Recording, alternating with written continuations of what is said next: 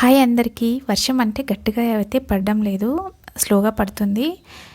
వర్షం అంటే నాకు విషయం గుర్తొస్తుంది, చిన్నప్పటి విషయం. చిన్నప్పుడు మా ఫ్రెండ్స్తో ఆడుకుంటున్నాము. అప్పుడు పెద్దగా వర్షాలు అయితే లేవు, చిన్న చిన్న వర్షాలే.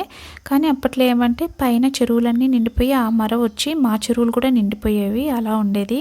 కానీ సమాచారం అయితే సరిగా తెలిసేది కాదు, ఎప్పుడు నిండుతున్నాయి, ఎప్పుడు వర్షాలు వస్తాయనే సమాచారం అయితే సరిగా ఉండేది కాదు అప్పట్లో. మేము ఆడుకుంటుంటే చాలామంది మా ఊళ్ళో వాళ్ళు పరిగెడుతున్నారు, మునిగిపోతుంది అట్లా అరుస్తూ కేకలేస్తూ వెళ్తున్నారు. మేము కూడా ఏం జరుగుతుందని వాళ్ళ వెంటే వెళ్ళాము. అక్కడికి వెళ్ళి చూసేసరికి కొంతమంది పెద్ద గానుగ పెనాలు 2 తీసుకెళ్ళి రాగమడి మునిగిపోతుంది. అది కొద్ది కొద్దిగా మునిగిపోతుంది.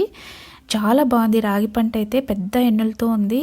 అందరూ గబగబా కోసి దాంట్లోకేసి ఒడ్డుకు తీసుకొచ్చారు. 90% వరకు తీసుకొచ్చేసారు. ఆ రాగిమడి మాదే.